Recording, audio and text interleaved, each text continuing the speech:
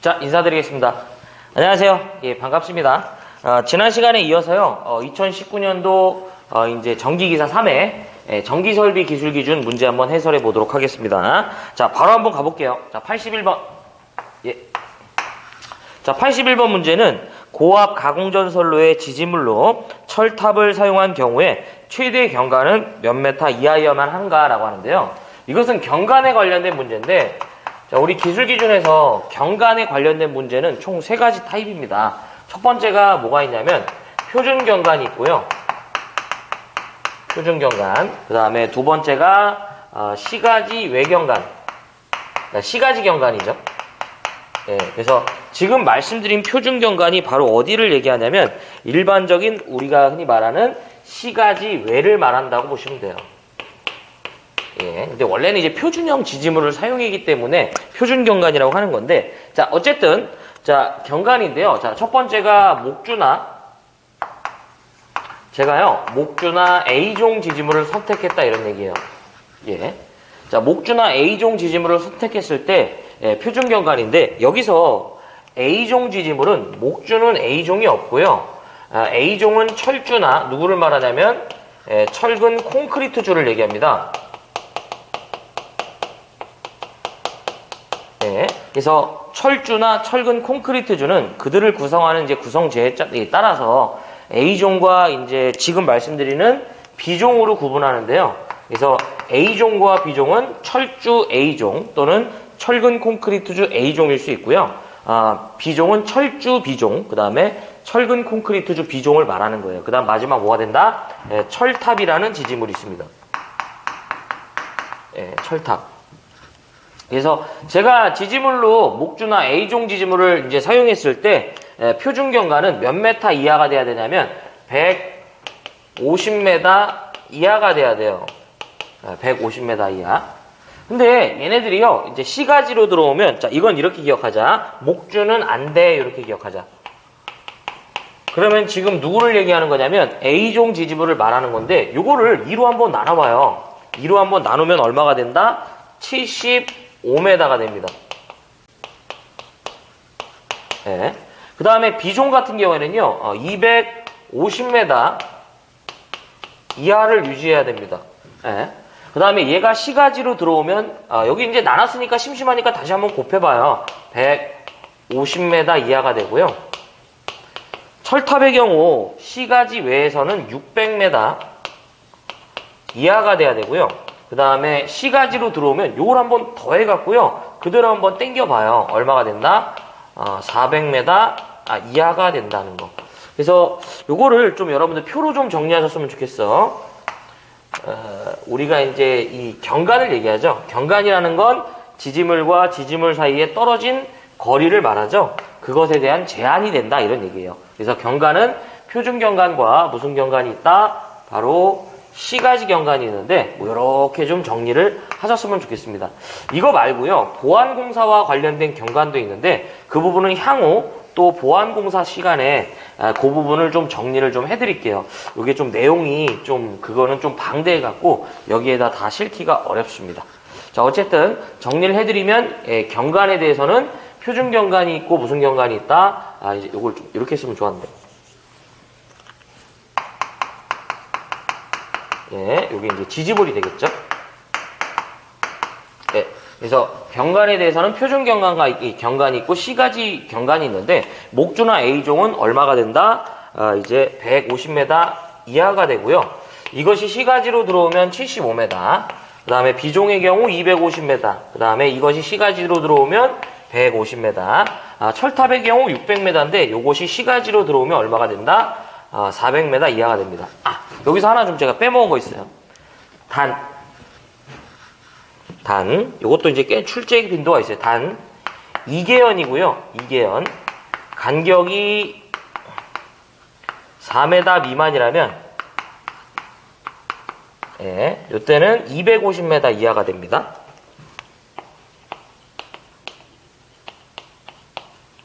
이 표를 다 그려놓으니까 또 이걸, 그쵸?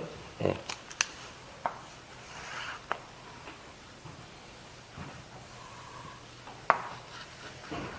이렇게 좀 정리하시면 좋아요. 예. 그래서 여기서 말하는 이제 이게 이런 얘기죠.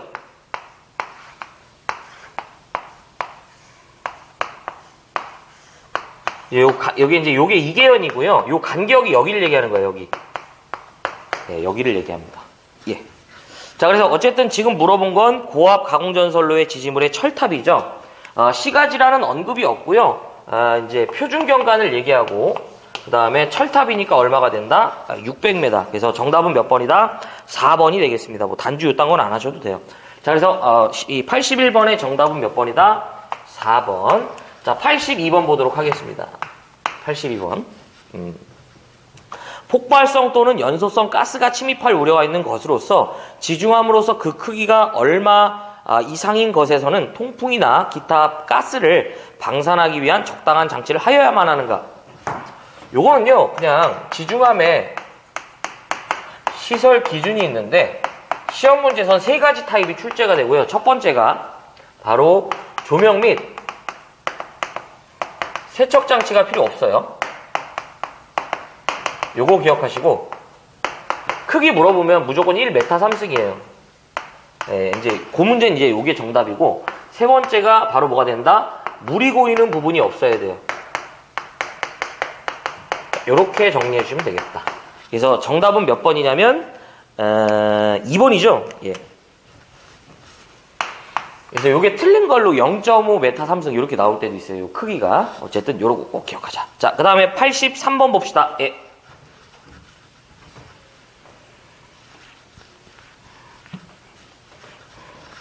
자, 지워볼게요.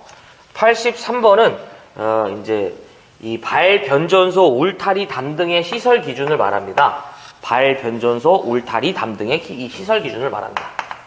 발전소나 변전소, 이에 준하는 곳에 울타리 담 등을 시설한다 이런 얘기죠.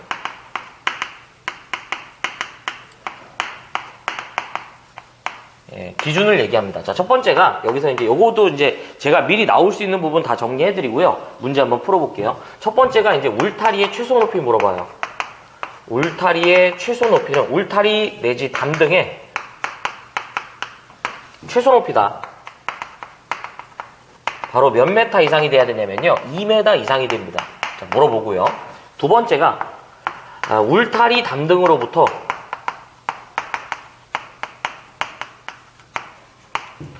지표 하단 사이에 간격이 존재한다면 얼마 이하가 돼야 되냐면 0.15m 이하가 돼야 돼요. 15cm를 얘기하죠. 그래서 예를 들어서 이제 울타리를 기점으로 해서요. 울타리를 기점으로 해서 보면 울타리가 저희가 이제 이렇게 되는 거죠. 일이 되잖아. 그러면 여기를 얘기하는 거죠. 예. 자, 그 다음에 세 번째. 울타리 담 등으로부터 울타리 담 등으로부터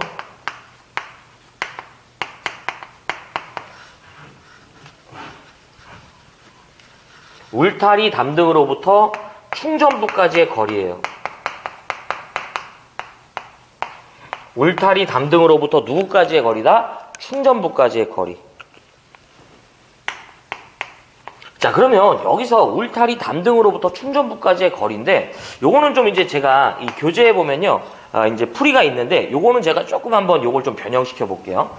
예를 들어서 35kV 이하가 되면 35kV 이하가 되면 울타리 담 등으로부터 충전부까지 합계 거리를 저는 A 플러스 B라 해보겠습니다. 요게 최소 얼마 이상이 나와야 된다? 5m 이상이 나와야 한다 이런 얘기예요. 네. 그러면 여기서 A는 뭐고 B는 무엇이냐 이런 얘기인데 A는요. 대지면을 기점으로 울타리의 높이를 저는 A라고 볼게요. 그 다음에 이 울타리로부터 충전부까지 그 거리를 B로 보겠다 이건데 그럼 여기서 충전부는 뭐냐? 바로 이런 얘기예요. 그 대상의 기기와 전선이 연결되는 바로 그 부분, 바로 이런 부분을 저희가 충전부라고 보시면 돼. 바로 뭐예요? 감전의 여지가 있는 부분이다 라고 보시면 되겠어요. 그래서 그 기기가 있는, 예를 들어서 뭐 변압기라면 그 기기가 있는 장소까지의 거리를 B라 하는 거죠. 그래서 35kV 이하가 되면요. 무조건 울타리 담 등으로부터 충전부까지의 거리는 얼마 이상이 나와야 된다? 5m 이상이 나와야 한다 이런 얘기죠. 이 기사에선 잘 안 나오지만 산업기사는 이렇게 나와. 35kV 이하일 때 예를 들어서 울타리의 높이가 2m라면 충전부까지의 거리는 얼마 이상이어야 되는가? 5m 이상이 돼야 되니까 최소 3m 이상이 돼야겠죠. 자, 그 다음에 두 번째 160kV 이하의 것이라면 그쵸? 취급하고자 하는 그들의 전압이 160kV 이하가 되면 A 플러스 B는 얼마 이상이 나와야 된다? 6m 이상이 나와야 돼요. 만약에 취급하고자 하는 대상, 그들의 전압이 160kV를 초과하는 경우에 대해서는 기본 6에다가요. 기준 전압 6이죠. 여기에다가 단수에다가 곱하기 0.12를 두시면 되겠다 이런 얘기입니다. 그래서 지금 물어본 것은 35kV 이하의 울타리 담등으로부터 충전부까지의 거리 부분이죠. 그래서 35kV 이하일 땐 얼마가 되어야 된다? 5m 이상이 되어야만 합니다. 그래서 요걸 물어본 거죠. 그래서 정답은 몇 번이냐면 2번이 되겠죠. 네. 83번은 2번이 되겠습니다. 그래서 사용전압 35kV인 기계기구를 읽지도 않았네요 제가. 자꾸 뭐가 날려. 이 기계기구를 5개의 시선하는 개폐소에 구내의 취급자 이외에 들어오지 못하가는 거죠. 예. 이 울타리를 설치할 때 핵심 키워드는 울타리와 특고압 충전 부분까지 접근하는 거리죠. 그래서 울타리의 높이와 울타리로부터 충전부까지 합계 거리죠. 그래서 이걸 얘기하는 거예요. 그래서 정답은 몇 번이냐면 2번이 되겠습니다. 그래서 이 부분은 이렇게 좀 정리를 해주셨으면 좋겠습니다. 넘어가 보겠습니다. 자, 84번. 예. 과전류 차단기 관련된 문제예요. 84번. 한국전기술비 규정이 개정이 되면서요, 과전류 차단기와 관련된 저압용 퓨즈나 배선용 차단기 이 부분은 좀 이제 많이 이제 이 개정이 됐는데, 이 고압용 퓨즈는 개정된 부분이 없어요. 그래서 우리가 흔히 말하는 과전류 차단기인데, 이 과전류 차단기는 여러분들 전선과 누구를 보호한다? 기계기구를 보호하기 위해서 저희가 사용을 하죠. 그래서 첫 번째가 이제 거기 보면 이 고압용 퓨즈인데요. 고압용 퓨즈. 이 고압용 퓨즈는 포장형과 그 다음에 뭐가 있다? 비포장형이 있죠. 그래서 심선이 공기 중으로 노출이 되지 않은 상태면 포장, 심선이 공기 중으로 노출이 이제 되는 상태면 이제 비포장이 되는데요. 얘는 제가 이것도 한번 표로 한번 정리해 볼게요.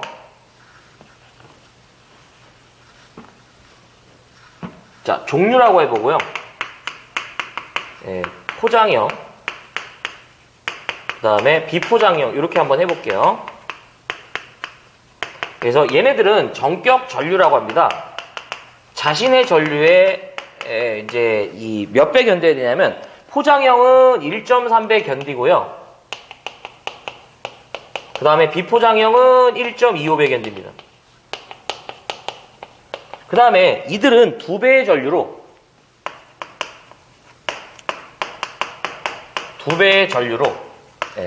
포장형은 120분 이내에 용단돼야 돼요.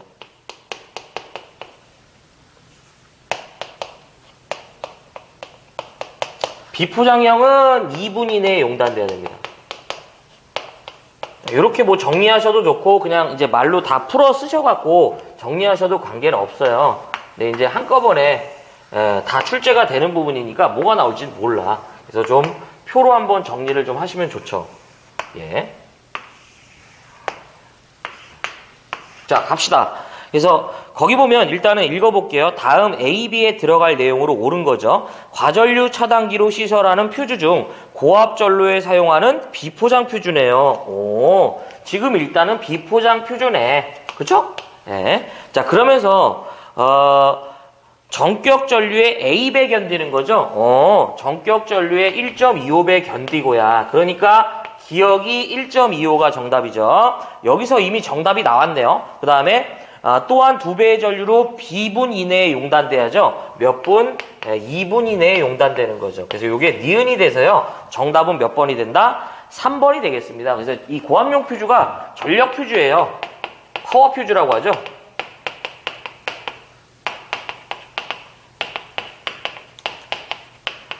예, 그래서 4번의 정답은 몇 번이다? 어이구 3번이다. 이렇게 된 거죠.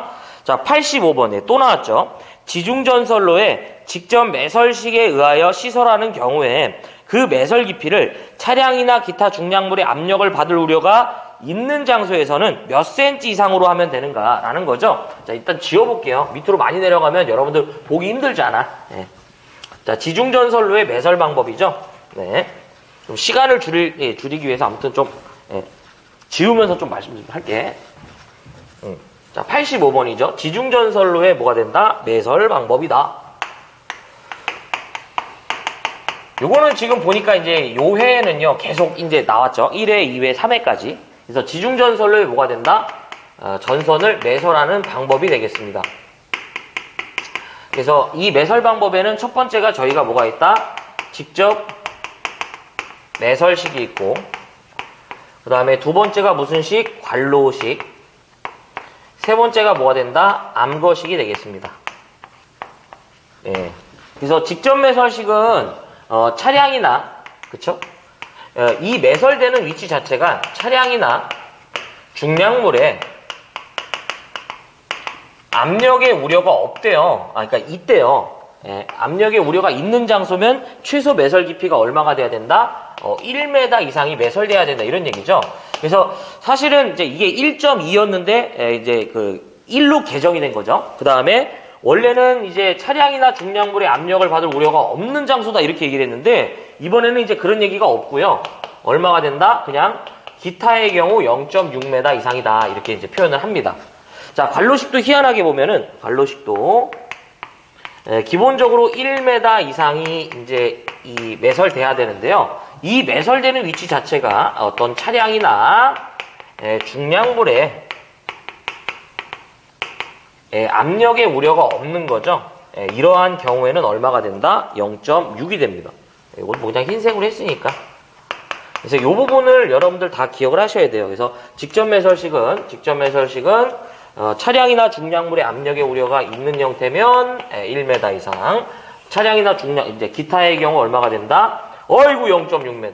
그 다음에 관로식 같은 경우에는 얼마가 돼야 된다? 1m 이상. 그 다음에 얘가 차량이나 중량물의 압력을 받을 이제 장소가 아니라는 이런 조건이 주어지면 0.6m가 됩니다. 기출문제에서 얘네들을 다 물어봤으니까요. 다 정리를 하셔야 돼. 암거식은 뭐 별도로 물어본 게 없어요. 그래서 지금 문제에서는 뭐예요? 직접 매설식이고요. 압력을 받을 우려가 있는 장소잖아. 그래서 직접 매설식이고 그 다음에 압력의 우려가 있잖아. 그러니까 얼마예요? 거의 1m가 되겠지. 센치로 물어봤으니까 몇 센치? 100cm가 되는 거죠. 4번으로 저희가 정답을 체크할 수 있습니다. 자, 86번. 자, 저압 가공전선이 상부조영제 옆쪽으로 접근할 경우 가공전선과 건조물 조영제 사이의 이격거리인데요. 단 전선에 대한 사람이 쉽게 접촉할 우려가 이제 없도록 시설할 경우 전선이 고압 절연전선이나 뭐 특고압 절연전선 또는 케이블을 제외한다 뭐 이렇게 돼 있는데 이거는 제가 그림으로 좀 정리를 해드릴게요. 요거는 해야죠. 자, 86번이죠. 86번은 가공전선과 누구와의 이제 이 접근이 되냐면 가공전선과 건조물과 접근 교차 시 이격거리가 됩니다. 네.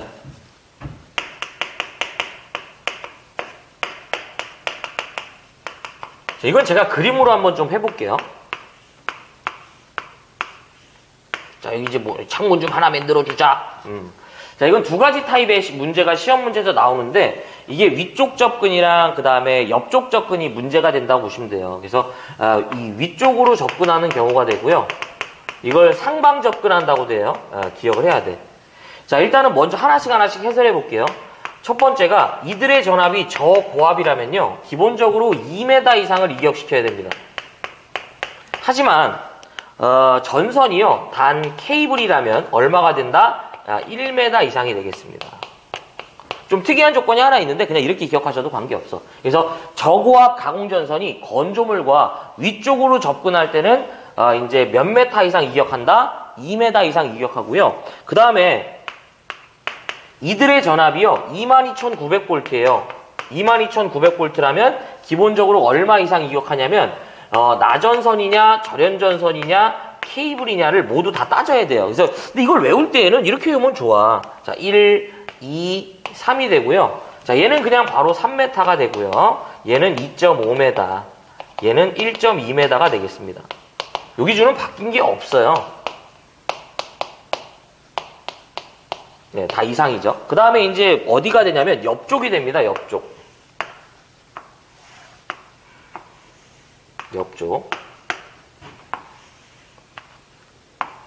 자, 일단 저는 처음에는요, 그냥 저고압을 묶어볼게요. 저고압을 묶고요. 기본적으로 1.2m 이상을 이격해야 되고요. 예.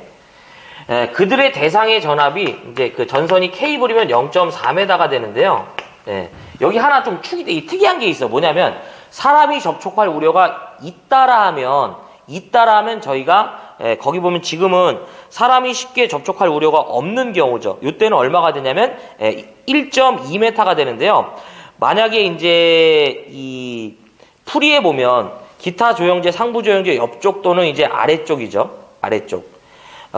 이때는 이제 일반적인 경우는 1.2고요. 전선이 고압 절연 전선이나 내지 케이블일 때는 이제 0.4인데 사람이 쉽게 접촉할 우려가 이제 이 없도록 시설한 경우를 제외한다 이렇게 되어 있기 때문에 원래는 이제 여기가 하나 0.8이 하나 붙습니다.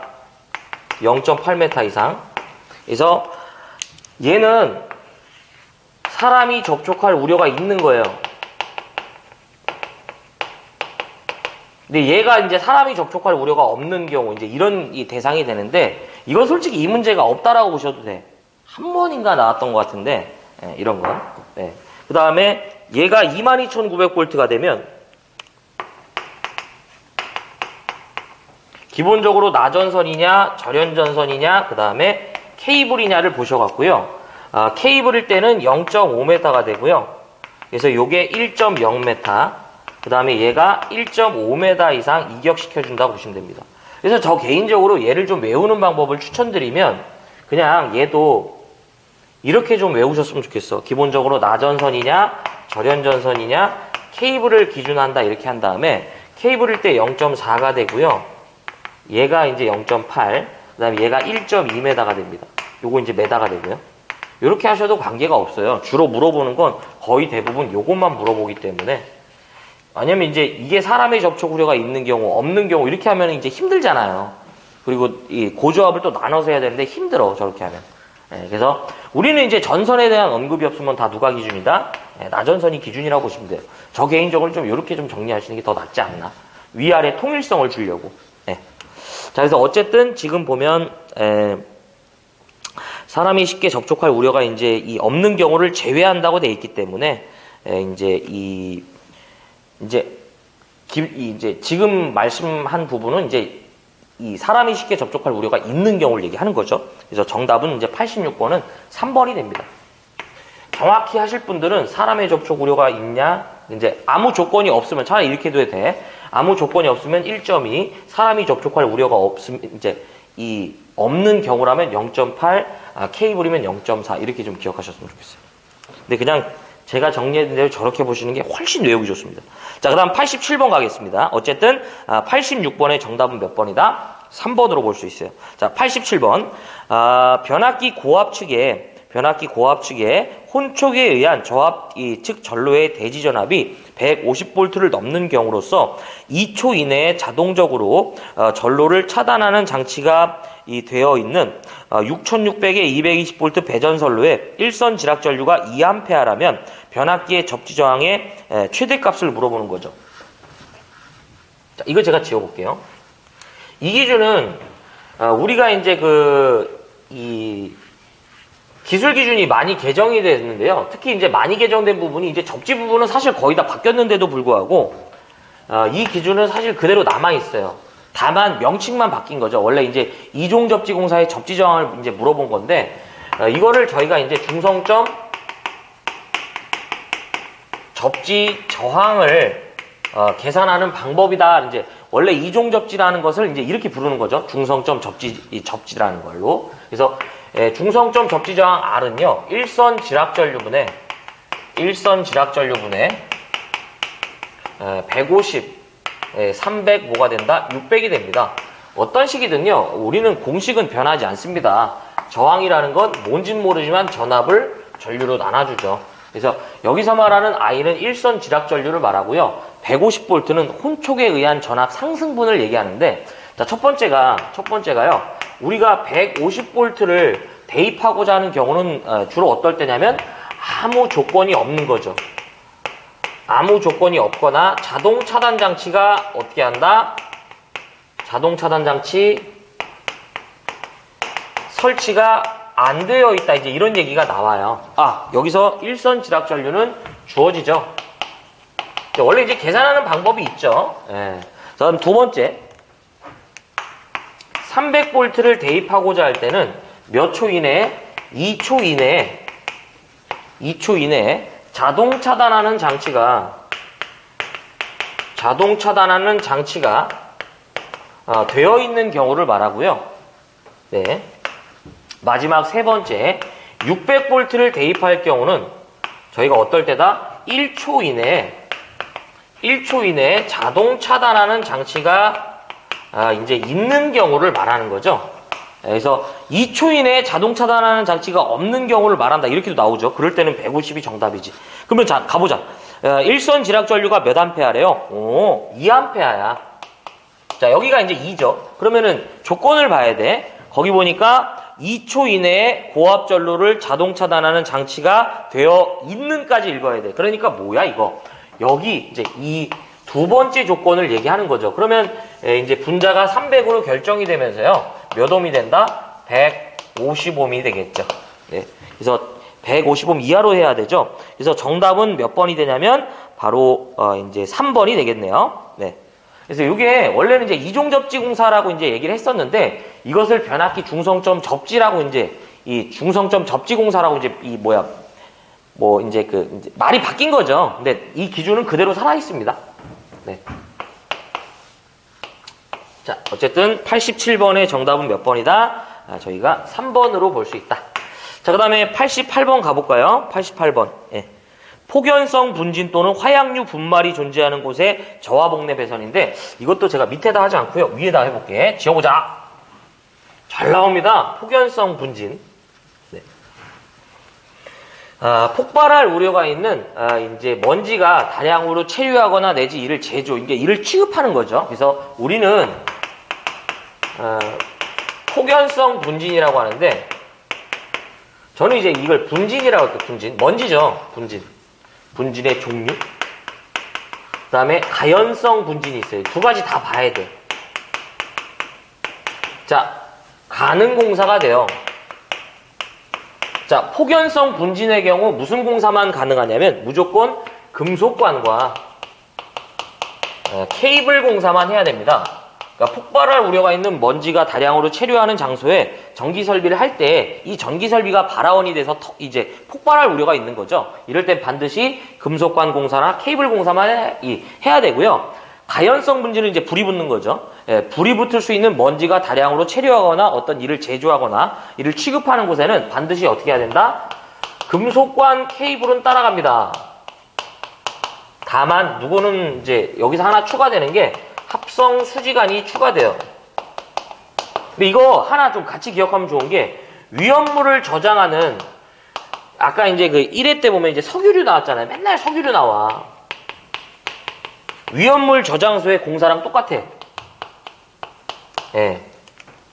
가연성 분진이나 위험물을 저장, 취급하는 장소의 공사 방법이 똑같기 때문에요. 같이 좀 기억하자 이거죠. 잘 나오니까 이런 거는 절대 놓치지 말자. 그렇죠? 예. 자, 그래서 지금 물어본 거는 이제 금속관 공사가 정답밖에 안 되죠. 예, 1번이 되겠습니다. 자, 갑시다. 그 다음 89번. 지중전선로는 기설, 지중, 약전류 전선에 대하여 다음 어느 것에 대하여 통신상의 장애를 주면 아니 되는가라고 이제 얘기가 나와 있는데, 그러면서 뭐 기설, 약전류 전선로부터 충분히 이격시키는가라고 하는데요. 이거는 제가 좀 답으로 좀 정리해 드릴게요. 우리 기술 기준에서는 작용이라고 나오면 무조건 두 가지가 짝이 돼. 첫 번째가 유도작용이라는 게 있고요. 그 다음에 두 번째가요, 정전자 유도작용이라는 게 있습니다.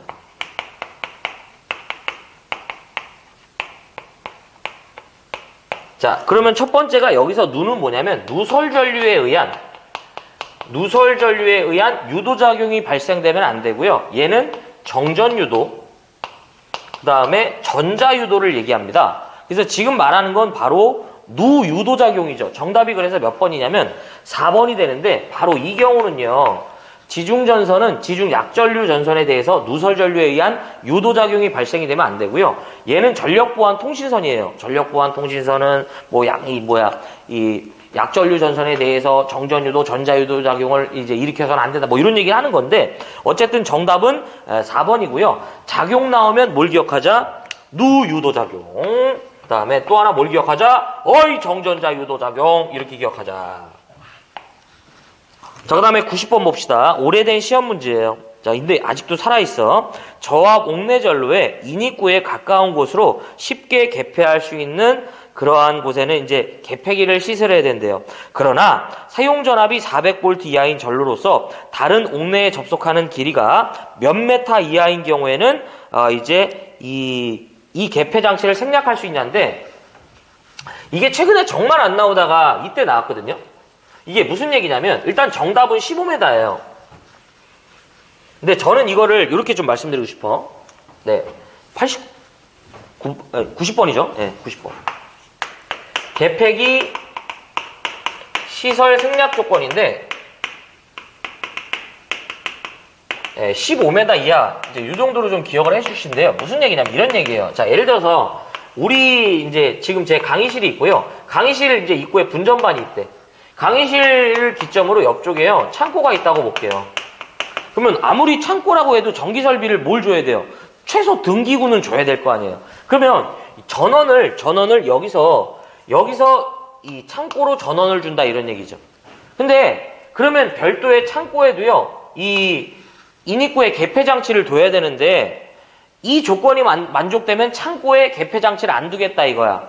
먼저 이 강의실에서 창고의 거리가 15m 이하이면서, 창고에서 이제 이 강의실에서 설치된 개폐기가 16A 이하의 과전류 차단기나 20A 이하의 배선용 차단기로 보호하는 경우라면, 이렇게 되면서 몇 메타? 15m 이하인 경우라면 어떻게 한다? 얘를 생략할 수 있습니다. 그래서 정답은 몇 번이냐면 이제 1번이 되겠고요.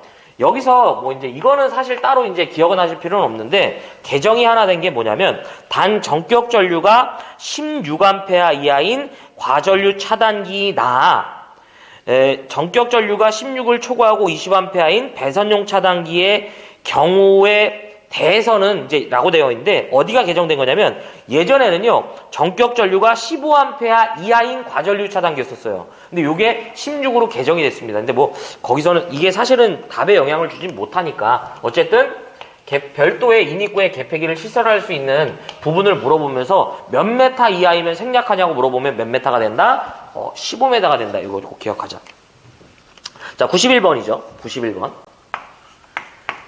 자, 일반 주택 및 그 아파트의 각 호실의 현관 등은 몇 분 이내에 소등되는 타임 스위치를 시설하는가? 타임 스위치의 시설 기준이 되고요. 이 잘 나오죠. 자, 센서 등이라고 보시면 되는데, 첫 번째가 저는 호텔 여관 좀 볼게요. 여관이라고 하면 안 돼. 여관은 이제 제외한다고 나오니까 무조건 호텔이라고 주어지면 몇 분이 되냐면 1분 이내에 소등돼야 됩니다. 그 다음에 두 번째가 주택이나 내지 아파트라는 얘기가 나오면요, 몇 분이 된다? 3분 이내에 소등. 뭐가 나올지 모르니까. 자, 요거. 그래서 호텔은 몇 분? 1분. 그 다음에 주택은 몇 분? 3분. 이렇게. 그 다음에 이제 여기에는 이 부분은 없는데요. 우리가 이제 그 하나 좀 기억해야 될 부분이 뭐냐면, 이제 이 가로등이나 여기 이제 밑에다 쓰고 싶은데 잘 안 보일까봐 가로등이나 공장, 경기장 등에서 사용하는 고압 방전 등의 효율이 있거든요. 이것도 잘 나와. 여기서 원래 같이 해야 돼. 이렇게 물어보는데 70 루멘 퍼 와트가 됩니다. 그래서 우리 기술 기준에서 몇 루멘 퍼 와트 물어보면 무조건 얼마가 된다? 70이 정답이 돼요. 가로등이나 공장, 경기장 등에서 사용하는 고압 방전 등의 효율은 몇 루멘 퍼 와트인가 이렇게 물어보면 그냥 몇 루멘 퍼 와트냐고 물어보면 그냥 70이에요. 이게 이제 루멘이 그러니까 LM 요걸 저희가 루멘이라고 읽어요. 요거는 광속의 단위가 되겠습니다. 나중에 또 이제 이 문제가 있으니까 미리 좀 설명을 드릴게요. 여기서 말하는 이제 이 고압은 전압이 고압이 아니라 이 안에 들어가는 가스의 압력을 얘기하죠. 자, 그래서 정답은 몇 번이냐면 2번이 되겠습니다. 이 부분은 지금 누굴 물어봤냐면 주택이나 아파트 부분을 물어본 개념이 되겠죠. 자, 그래서 정답은 몇 번이다? 2번. 자, 92번. 발전소에서 장치를 시설하지 않아도 되는 계측 장치죠. 자, 이것도 제가 좀 지어볼게. 제 생각에는요, 이거 이제 그 기술 기준 문제를 풀다가 맨 마지막에요, 이렇게 나오면, 계측 장치는 이라고 나오면 무조건 VIP 온도가 돼요. 92번인가요? 네, 2번이죠. 네. 계측 장치는 이렇게 나오면, 네, 무조건 VIP 온도만 기억하자. 여기서 V는 뭐가 되냐면, 전압계. I는 전류계, P는 전력계가 되고요. 온도는 이제 온도계가 되겠죠. 필수 계측 장치가 되겠습니다. 그래서 거기 보면 이미 답이 나오죠. 1번 발전기 이제 회전자의 온도는 아니에요. 그래서 좀 어려운 문제죠. 그래서 발전기 회전자가 아니라 저희가 이제 그 고정자의 온도인데. 일단 특고압 변압기의 온도, 그 다음에 발전기의 전압, 전류, 전력, 그 다음에 주요 변압기의 전압, 전류, 전력. 요거. 그래서 요건 좀 이제 좀 까다로운 문제예요. 그래서 회전자가 아니라 이제 고정자, 계자가 되겠죠? 그래서 정답은 몇 번이다? 1번이죠. 동기발전기 얘기하는 거니까. 예. 좀 까다로운 문제예요. 그 다음에 이제 여기서 좀 특이한 게, 이제 이 변압기는 저압용은 아니에요. 요것도 하나 좀 기억을 하자. 저압용이라는 말이 들어가면 안 된다. 자, 93번. 백열전등 또는 방전등에 전기를 공급하는 옥내전로의 대지전압은 몇 볼트 이하인가? 우리 이제 기술 기준에서요, 대지전압은 몇 볼트 이하인가? 라고 물어보면 아주 주는 문제고요. 무조건 몇 볼트다? 300볼트가 정답이에요. 대지전압은 몇 볼트 이하인가? 물어보면 무조건 300볼트가 정답이야. 예. 그래서 우리가 이제 흔히 말하는 이제 대지전압이죠. 이 전압은 두 가지 타입이라고 보시면 돼. 그렇죠? 흔히 말하는 전압이라는 건요, 두 가지 타입이지. Y결선을 제가 예시를 들어볼게요. 첫 번째가 대지전압은 뭐냐면 선과 요게 이제 L1, 요게 L2, 요게 L3가 되고요. 요게 N이 됩니다. 선과 대지 간에 나타나는 전압을 저희가 대지전압. 그다음에 선과 다른 임의의 전선 간에 나타나는 전압을 저희가 이제 이 선간전압이라고 하죠. 그래서 지금 말하는 대지전압은 선과 이제 대지 사이에 나타나는 이 전압을 얘기하는 거예요. 그래서 정답은 몇 번이냐면 3번이 되겠습니다. 이런 문제는 절대 틀리면 안 됩니다. 자, 넘어가 보겠습니다. 94번. 자, 66,000V 가공전선과 그 다음에 6,000V 가공전선을 동일 지지물에 병각호자 한다. 전선의 최소 굵기인데요. 자, 이거 지워볼게. 이 병가도 제가 좀 이제 그 정리를 해볼게요. 자, 94번이죠. 94번. 이거는 이제 가공전선의 병행 설치입니다. 희한하게 이 부분도 좀 제가 좀 정리를 좀 해드릴게요. 원래는 이 가공전선의 병행 설치라고 하지 않고요. 이걸 병가라고 했어요. 근데 이제 한국전기설비 규정에서는 얘를 병가라고 부르기보다는 가공전선의 병행 설치다라고 하는 거죠. 이게 무슨 얘기냐면 하나의 동일한 지지물에다가 전력선과 전력선을 같이 설치한 거예요. 이걸 저희가 이제 병가라고 그래요. 자, 어쨌든 참고적으로 알고 계시고 가공전선의 병행 설치에서 중요한 것은 첫 번째 100kV 미만까지 이런 행위를 할 수 있습니다. 자, 여기서 또 더 나올 수 있는 게 목줄은 안 돼요. 목줄은 쓰지 마 이런 얘기고요. 자, 두 번째가 얘는 이런 경우에는요 무조건 제2종 특고압 보안공사에 의거해서 이제 공사해줘야 되고요. 자, 그 다음에 전선의 굵기를 물어보면 무조건 50스퀘어가 정답이 되겠습니다. 원래 이게 개정이 됐습니다. 이게 얼마가 되냐면 55였는데요. 50으로 개정이 됐어요. 자, 그래서 이 문제는 지금 정답이 몇 번이 돼야 되냐면 전선의 굵기 물어본 거죠. 그래서 얼마가 된다? 3번이 됩니다. 자, 근데 이 부분 이제 어쨌든 제가 이제 여기서 추가적으로 나올 수 있는 부분 한번 정리해 볼게요. 자, 어떤 식이든 예를 들어서 저압선과 고압선을 병행하면요. 전압이 낮은 쪽이 당연히 아래로 내려오겠지. 자, 저고압 가공전선을 병행 설치하고자 할 때 최소 이격거리는 0.5m 이상 이격을 시켜야 됩니다. 자, 이거 이상이 이제 뺄게요. 여기 이제 좀 쓸 얘기가 많아갖고. 다만, 그들이 케이블이라는 언급이 주어지면 0.3이 됩니다. 자, 그 다음에 22,900V 가공전선과 저고압선을 병각호자 할 때 이들 사이의 최소 이격거리는요, 기본적으로 1m 이상을 이격하고요. 만약에 그들의 이제 전선이 케이블이라는 언급이 있으면 0.5m가 됩니다. 근데 요 놈은 좀 특이한 전압, 요 놈이 나와요. 35kV 이하의 것이라면 이들 사이에 이제 이 병가시 이격거리는 최소 1.2m 이상을 이격하고요. 그들의 이제 전선이 케이블이라는 언급이 있으면 0.5가 됩니다. 자, 이제 마지막 35kV를 초과하면서 어디가 된다? 100kV 미만에 해당한다면 최소 이격거리는 기본적으로 2m 이상을 이격시켜줘야 되고요. 케이블이면 1m 이상이 되겠습니다. 이렇게까지 다 정리를 하셔야 돼. 자, 그 다음에 이제 95번 보도록 하겠습니다. 어쨌든 지금 문제는 요걸 물어본 거죠. 요게 55에서 50으로 개정됐습니다. 네. 자, 그 다음에 95번 저압 또는 고압 가공전선로에 기설 가공 약전류 전선로와 병행을 할 때, 자, 여기서 정말 중요해. 유도작용에 의한 통신상의 장애가 발생하지 않도록 기설 약전류 전선 간의 이격거리를 물어보는데요. 자, 이건 또 제가 좀 답으로 좀 말씀드릴게요. 어떤 식이든 우리가 기술 기준에서 통신선에 장애가 발생될 우려가 있다. 이런 얘기가 나오면서 이격거리를 물어보면 무조건 2m 이상입니다. 사실 제일 좋은 건 이격거리를 크게 하는 것보다는 루트를 변경하는 게 좋은데 방법이 없으면 어쩔 수 없지. 그래서 정답은 몇 번이냐면 1번입니다. 이 잘 나와요, 이것도. 예. 어떤 식이든 통신선에 장애가 발생될 우려가 있다. 이런 식으로 나오면 무조건 얼마가 된다? 2m가 되겠습니다.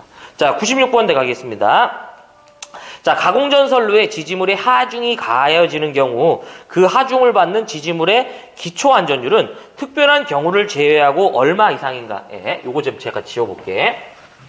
예, 이것은 기초안전율을 얘기하는데요. 지지물의 안전율이 되겠습니다. 96번.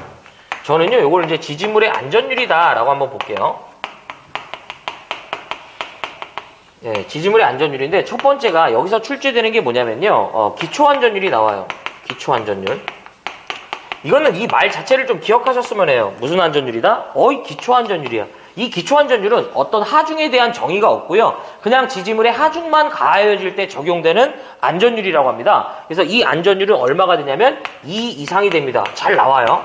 자, 두 번째가 단 이상시 상정 하중에 대한, 바로 이제 풀었었죠.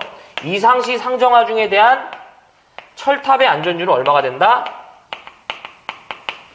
1.33 이상이라는 거. 예, 요것도 같이 기억을 해야 돼요. 네.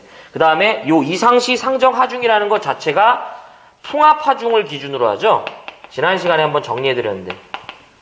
그 다음에 이상시 상정 하중의 종류가 아닌 거죠. 뭐가 된다?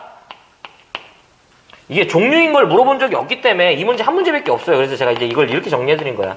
좌골 하중. 요 정도로만 정리하시기 바랍니다. 예. 그래서 지지물의 기초 안전율은 얼마가 되냐면 2 이상이 되겠죠. 예, 이렇게 되겠습니다. 예. 자, 그래서 정답은 몇 번이냐면 2번이 되겠네요. 2번.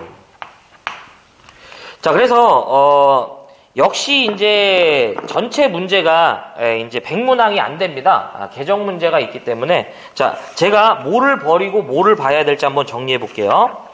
자, 저희가 이제 이제 3회 1번을 보시면은 81번 고압 가공전선로의 철탑을 사용한 경관. 지지물의 경관은 제가 정리해둔 대로 표준 경관과 시가지 경관 꼭 기억합시다. 자, 해야 돼요. 자, 82번 지중함의 시설 기준이죠. 꼭 해야지. 세 가지 정리한 거 꼭 기억하자. 83번 발변전소 또는 이에 준하는 곳의 울타리 담등의 시설 기준인데 울타리의 높이, 지표하단 사이의 간격, 울타리로부터 충전부까지의 거리 다 기억해야 됩니다. 자, 84번 고압용 퓨즈 너무 중요하죠. 그래서 비포장과 포장 퓨즈의 전격과 도배에 대한 강도 꼭 기억하자. 85번 계속 나오고 있죠. 지중전선로의 매설 방법 꼭 기억하고요. 86번 가공전선과 이제 건조물과의 접근 교차시 이제 이격거리가 되는 거예요. 그래서 요거는 제가 이 유형 말고도 이제 그림으로 다 그려드렸었죠. 그래서 그거를 이제 기억을 해주시고요. 뭐 옆쪽으로 접근할 때 어쨌든 사람이 접촉할 우려가 있냐 없냐 이렇게 기억하셔도 관계없고 그냥 아래랑 통일성을 주기 위해서 저압 또는 고압 또는 그러니까 저압이래. 나전선, 저전선, 케이블 이렇게 하셔도 문제 푸는데 지장 없습니다. 자, 87번 이종접지공사의 접지저항을 계산하는 방법인데 이제 그렇게 안 부르고 우리가 변압기 중성점 접지저항을 계산하는 방법이 되겠습니다. 자, 그래서 87번도 꼭 해야 되고 자, 폭연성 분진 여기에다 가연성 분진 꼭 같이 해야죠. 89번 이 작용 물어보면 무조건 누유도 작용, 정전자 유도 작용 꼭 하자. 자, 90번 정말 그러니까 이제 오랜만에 나온 문제예요. 그래서 개폐기 시설 생략 조건인데 15m 이하 하나 기억해 주시고요. 타임 스위치의 시설 꼭 기억하자. 그 다음에 몇 룸앰프 와트 나오면 얼마가 된다? 70이 된다. 자, 발전소의 계측 장치인데 좀 까다로운 문제예요. 어쨌든 1번이 정답입니다. 예. 자, 그 다음에 뭐 대지전압은 몇 볼트 이하인가? 300볼트. 94번 병가와 관련된 가공전선의 병행 설치죠. 요거와 관련된 내용 한번 싹 정리해드렸죠. 같이 기억하자. 자, 95번 어떤 시기든 기술 기준에서 통신선에 장애가 발생될 우려가 있다고 나오면 2m가 되고요. 자, 그 다음에 96번 지지물의 그 안전율이 되죠. 그래서 기초 안전율 2가 돼요. 항상 기초라고 꼭 줘. 그러니까 꼭 기억하자. 그 다음에 이상시 상정하 중에 대해서 이제 이렇게까지 같이 정리하시면 되겠습니다. 어쨌든 이제 2019년도 이제 이 기술 기준 관련돼서 이제 이렇게 이제 한국전기설비 규정을 반영해서 이제 제가 이제 재해석해드린 건데요. 아무튼 제가 별도로 이제 정리해드린 부분까지 여러분들이 다 기억을 하셔야 돼요. 자주 출제가 된단 말이에요. 자, 어쨌든 고생하셨고요. 시청해주셔서 고맙습니다. 저는 여기서 물러가 보고요. 다음 시간에 뵙겠습니다. 고맙습니다.